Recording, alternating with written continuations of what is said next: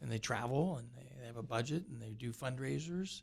So there's a lot of structure. Somebody's the head of the students that runs the rugby club, and they're like, today we're going to go out and wash cars to make money so we can afford to go on our trip next weekend.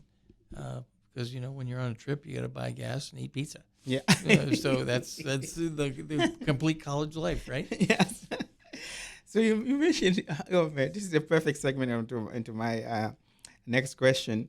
So you mentioned technology. So how does the university stay current with educational innovations when it comes to technology and all that? That's a tough one. The use of technology today on campus is exponentially higher. Yeah. So we're constantly chasing that rainbow. How do we provide sufficient technology? So the nucleus of technology on campus is learning and learning support. So do we have the technology in the classrooms?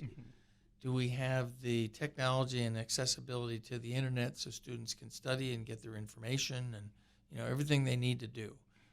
If students are going to do a work session, but they're all somewhere else, maybe they're doing a Zoom or they're doing a Teams meeting.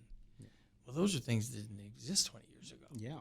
Now you have to constantly rebuild this infrastructure to support the needs of the students and the faculty and the staff to make sure that we can all leverage that technology. So it's constant. Yeah. We're always asking, what do they need? What do they need? At different points in time, just like every university, you'll say, do we have enough? So one of the realities that I've seen probably over the last 20 years is the amount of accessibility to the internet is just not enough.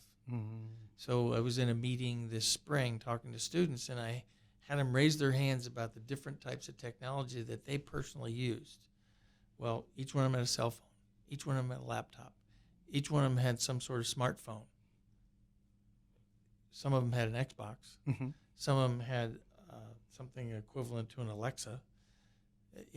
And the list went on. On average, each student had 5 devices that they had on all the time. Wow. Think about That's a lot. it. It is.